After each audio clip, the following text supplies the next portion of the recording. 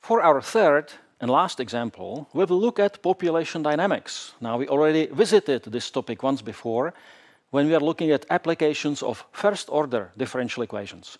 And we will need some of that knowledge here, but now we also know how to handle systems of differential equations. We know how to handle situations with more variables and therefore with more populations at the same time. So imagine some resource, ecological resource, let's say a wheat field, and there are two different populations there, two different species, let's say mice and prairie dogs. Now they are both interested in the same resource, in the wheat. So let's describe their interaction. And we will start with the logistic growth model. So we have population number 1, which has n1 members. And this population multiplies with a breeding constant R1. That's how they would breed if they had infinite resources. But they also have some capacity for their population, which is essentially based on their viewpoint of this resource. So those mice, they look at the field, and they essentially see how many mice it can support. But then there's the second population, the prairie dogs, and they also have their multiplicative constant. And when they look at the field, they may see a different capacity, carrying capacity, they call it. So these are two different viewpoints, and now let's put together some equations. So the population N1 changes. How? Well, proportionally to its number. So there is the breeding constant divided by K1 times the size of the population. And now there is the second term, which is slowing down the growth, essentially. So we take the capacity as the first species sees the wheat field, and this is reduced by the number of population, but also by the second population. However, this second population is eating up resources at a different rate, because a prairie dog is larger than a mouse, so a single prairie dog eats more than a single mouse. So there is some constant here describing the ratio between those two, let's say, demands on the environment. For the second population, it will be exactly the same story. So R2 over K2 and 2, that's the usual breeding, exponential breeding, but now the stopping part. K2 minus N2, this is how much capacity is left when the population N2 has a specific size, but also population N1 is taking away, and there is some constant beta 2,1. Now, one would expect that these two constants would somehow be related, because they're both speaking about requirements of these two species, about relative requirements. Let's not worry about that. These two differential equations, it's a system of first-order differential equations, which is not linear, because we are multiplying here the unknowns. This is called Lotka-Volterra competitive model.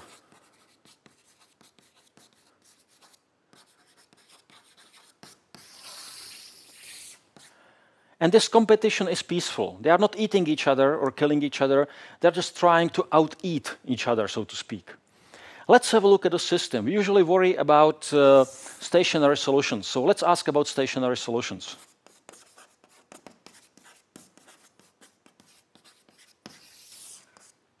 Well. One of them is quite obvious. I want to make the derivatives 0 by choosing n in a specific way so that the right-hand side is always 0. Now, always here is easy because, again, these are autonomous equations. The time variable does not make any appearance here. So this is really easy. How do I make the derivative of n1 equal to 0? By taking n1 equal to 0. That's an obvious choice. What happens here? Then n1 is gone, and we can also put n2 being 0, and we have a stationary solution. Yeah, that looks good. n1 0, n2 0. But we can also keep n1 equal to 0, and for n2, we can actually choose the full capacity. n2 is equal to k2.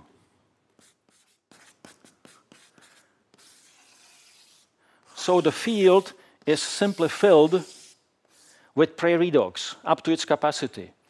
Of course, quite logically, we can expect a symmetric situation when for n1 we put k1, and for n2 we put 0. Is that true? When n2 is 0, then this derivative is 0, then this term is gone, and n1 equal to k1 will make this derivative 0. Yeah, it works. So there are 3, let's say, obvious stationary situations. And then there is a 4th one. Can we make these 2 factors equal to 0? And the answer is yes, because these are just linear equations, 2 linear equations. So definitely n1 and n2 can be found so that, and let's say that I write it like that. n1 plus beta 1, 2, n2 is k1, and n2, okay, let me write it this way.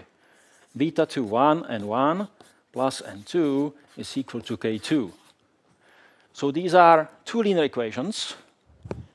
And now a lot depends on this matrix that we can see here. 1, 1 on the diagonal, betas on the other parts, on the other places. Typically, there would be just one solution, just one stationary solution. But sometimes it may happen, for instance, if you got 2 competing populations that have the same demand, then those betas will be just 1, and you will have essentially just one equation, and then there is infinitely many solutions. It's a straight line of stationary solutions. Analyzing stability is not all that easy. Let's not worry about it too much. Let's just play with it, and we will see what it yields. So, here we go. We are going to read the equations, and hopefully, yeah, they look the same. And now I chose some parameters, and just out of curiosity, these 2 populations multiply at the same rate, and betas are 1, and they have also the same viewpoint of the capacity. So these are essentially 2 equal populations. Let's have a look at it. That's how the slope field looks like. And when we look at it, we can see that there are many possible starting points for the sizes of our population. And depending where we start, the populations will move towards a certain place. And there are places where those populations meet, which is this. It looks like a straight line to my eye. So that would be exactly this line given by this equation. Remember, in this particular case, k's are the same, r's are the same, betas are 1. So this is really just n1 plus n2 is equal to k. Just one equation. That's the stationary solutions there on the line. I prepared a picture where I actually looked at several situations. Here we can see it. So those circles, these are positions for the orbits given by initial conditions. So on the horizontal axis, we can see the population size for n1. On the vertical axis, population for n2. And for instance, this circle, which is right here down at the lower edge, how do I read it? Well, the population n1 is sort of middleish, but the population n2 is very small. So there are lots of animals of population n1, very few of population n2. And then as the time goes, we are moving towards to the right and up. So both populations are increasing in size, but the population n1 is increasing much more. It doubled. And the population n2 essentially also doubled. So they're increasing at a similar rate, at the same rate essentially, until they reached a point over here. And we can see that this point where they stayed is close to this position where the arrows go against each other. So that would be the stationary point given by this equation. And also here, the population started large, and then it went smaller and smaller, too many animals, until they stopped at the place where the arrows meet. And the same here. So that would be the line of stationary solutions. And it seems that it doesn't really matter where we start. So we can have many animals, small animals, or we can have many animals of one kind and few animals of the other kind, for instance, here in this area.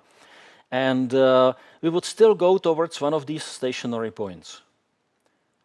But none of them is obviously stable, because if we move a little bit away, we end up at a different place. Okay, let me just show it. So here is this line. Each point here is a stationary solution of this sort. So I'm sitting here at my stationary solution, feeling really great, but then some outside force, let's say, drops in by parachute few animals of one kind, but only of one kind. So it moves me in direction, let's say, of population n1. Population n1 increases. Now I'm sitting now here, And what happens? According to the vector field, the situation will be moving in this direction, and I end up here. So I end up at a different stationary point. That's why this one is not stable, okay? So now we see actually, based on this example, that these stationary points most likely are not stable. Okay, let me show one possible situation.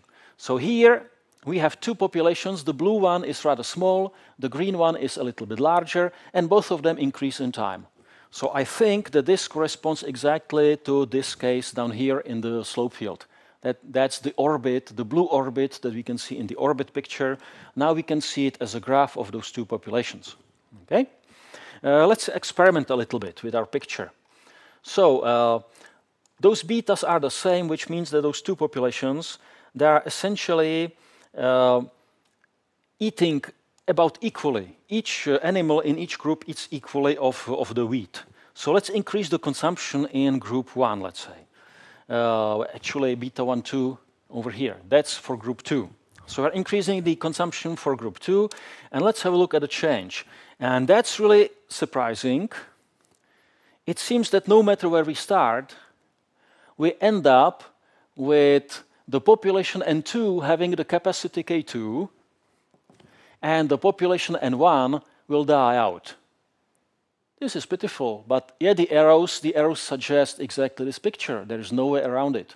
So it seems that for such a case, when the population N2 eats really a lot, it's able to starve out the population N1, and this solution seems stable now. Because all these solutions go to there. We see the orbits, so we have to imagine that we are moving at time along these curves. We start at a circle and we move. The starting points are exactly the same as before, but now I just changed one constant. Well, logically, if I change this constant in the opposite direction, so if I let this population eat less, I would expect the opposite outcome. Yeah, exactly. So now the population N2 dies out, the population N1 survives. So these are really interesting things. One can play with them. Yeah, this population dynamics, it's fun. It's even more fun if you introduce the ability of one population to eat the other. So let's have a look at it. Let's start with something really, really simple. So there are two populations, and now I have a little trouble how to call them. This is called predator-prey models, and both of them start with P. So I'm going to use P for predator,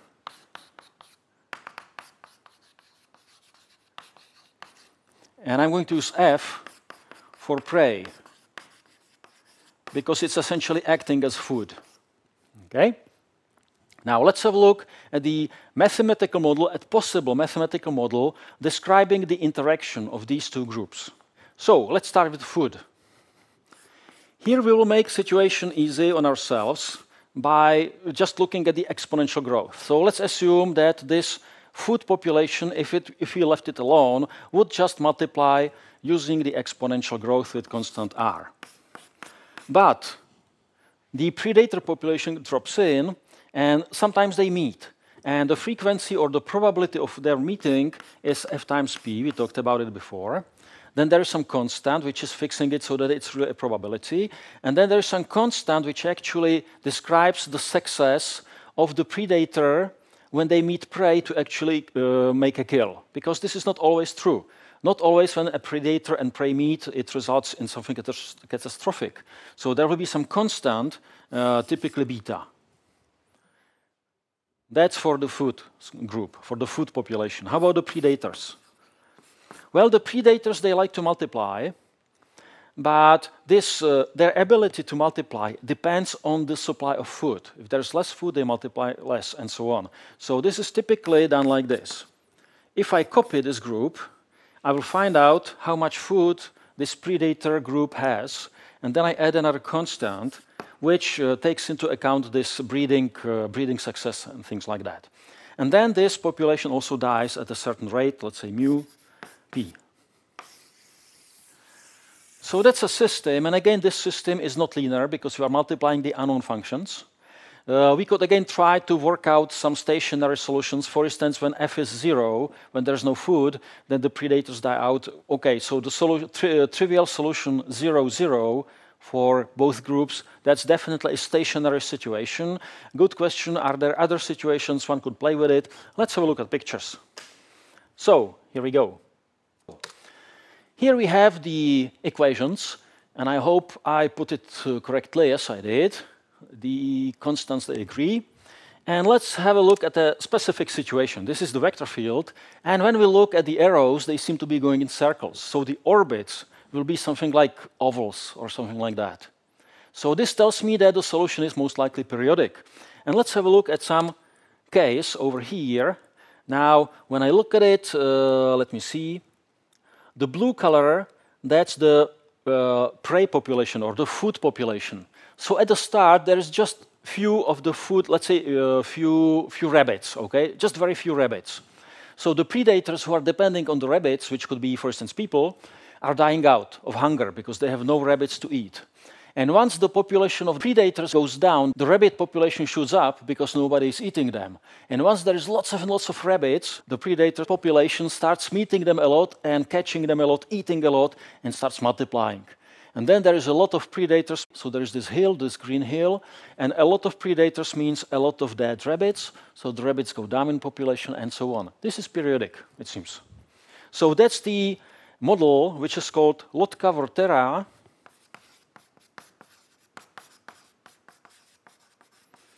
Predator-prey model. Let me extend time so that we can appreciate better whether it's periodic or not. Here we go. Yeah, this seems to be periodic. It's actually possible to prove that this is periodic. Let's have a look at the orbits. Okay, what do we see here? We started at 4 different initial conditions, different starting points for our exploration. Now, they are all in the same horizontal line, so which means that the predator population was the same in all 4 experiments. We were just changing the prey population, the size of it. On the left, we can see a situation when there is just very few of the prey population, or perhaps a little bit more of them. Now, how does it work? We start as a specific situation, and it seems that there is just a few predators. Because there is just a few predators, the prey population grows. So we are down and moving to the right. That's the growth of the prey population. When there is a lot of food, the number of predators goes up. So we have to go up vertically. And as the number of the predators is going up, they are eating more of the prey, so the number of prey is getting smaller, and we are moving to the left. The horizontal axis, that's the size of the prey population. So when it's getting smaller, we have to be moving to the left. And as we move to the left, there is just a few of the prey population, and the predators, they start dying of hunger. And so they go down in population, which means downwards, okay? So again, this cycle shows sort of like transformation of energy, like we saw it with the pendulum. Well, it's not exactly precise, but it sends a similar message.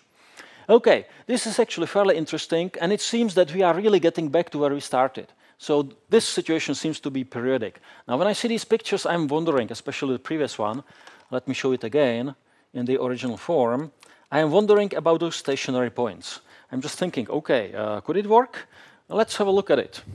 So the first derivative for food is f times r minus beta p. Now, I want this to be 0 in a non-trivial way, so I have to make this one 0, which means that the predator population should have size r divided by beta. Okay, how about the predator population? The change is p times, and when I take it out, I get epsilon beta f minus mu. Now, I want this to be 0, so I put this equal to 0, and f is equal to mu over epsilon beta.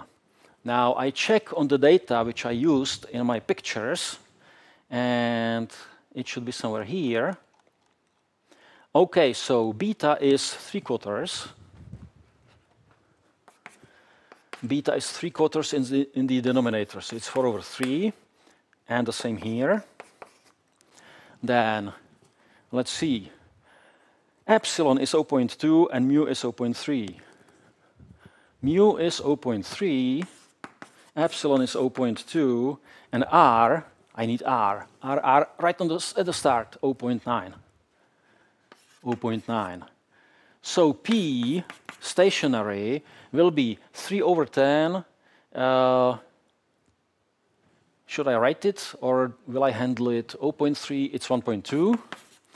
And over here, 3 over 2, 2, 3. F stationary is 1/2. 2, sorry, I looked wrong. 2. So these are the values of stationary points for my data.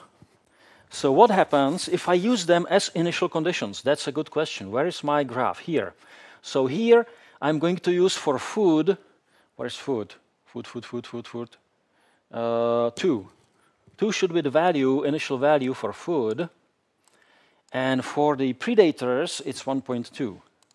1.2. Now I'm curious and a little bit apprehensive. Yeah, we got constant solutions. Wonderful. So the theory works. Oh, wonderful. When mathematics works, it's a nice moment. Okay, so we've got the predator-prey model, Lotka-Volterra, which is based on the exponential growth for the population of food, for the prey population. This is not exactly realistic. It's possible to introduce logistic growth here, but then these calculations become more involved. They are not as nice. So let me just show you some pictures. Here we go. We had this before. Okay, here. Let me just check. The differential equation for the food population has R times F. This is the exponential growth. And then we divide by K and multiply by K minus F. That's exactly the logistic growth. So that's it. The predator equation should stay the same. Yeah, it is the same. So let's just have a look at a picture of the slope field and some orbits. And we can see that the situation is now different, especially if we compare it to this picture. Here the orbits were not exactly ovals, but more or less like ovals, a little bit. Okay, they are elongated to the right, but more or less still oval. But over here, the orbits, they look more like triangles. Triangles with rounded corners. And this is definitely not periodic, because as you can see, you are widening in. You pick some circle and start following the orbit, and you can see that you are not connecting to the same position again. You can be winding out or winding in, and it's hard to read it actually. So let's have a look at some particular example. So that's the typical shape for the predator and for the population of prey. And it seems to be roughly periodic. But now that I'm looking at it, the hills seems to be getting lower. So the amplitude is decreasing. So perhaps it's not periodic after all. Let's have a look at it. Let's look farther to the right. I looked at the time, 100 time units. Let's move it to 500 time units. Yeah, so definitely not periodic. How about triple it? Do we have time enough? Yes. So we really see that the situation is not periodic, definitely not. We were right that those amplitudes are getting smaller and smaller. But we are getting an interesting picture. It seems that the situation actually converges to a specific situation which seems to be stable. So this is an interesting outcome of our model. And you can play like that, and people do play like that. There are some points at this model which are felt that they are not exactly the best description of what's happening, especially the interaction between the prey and the predator. So there are some competing models. This Lotka-Volterra model, it's quite, let's say, popular because it's simple. So it gives you some answers which are not totally off, but people were trying to get better, more faithful models, but they are much harder to analyze. So there are many models, they differ, especially here in the interaction part. If you are curious, you can look it up. Very interesting reading and very nice playing if you program it and you try different starting conditions, different parameters, you start changing them, see what happens with the environment. So that's about it for this example, population dynamics. And that's the last example of the lecture. So see you next time, we will start a new chapter.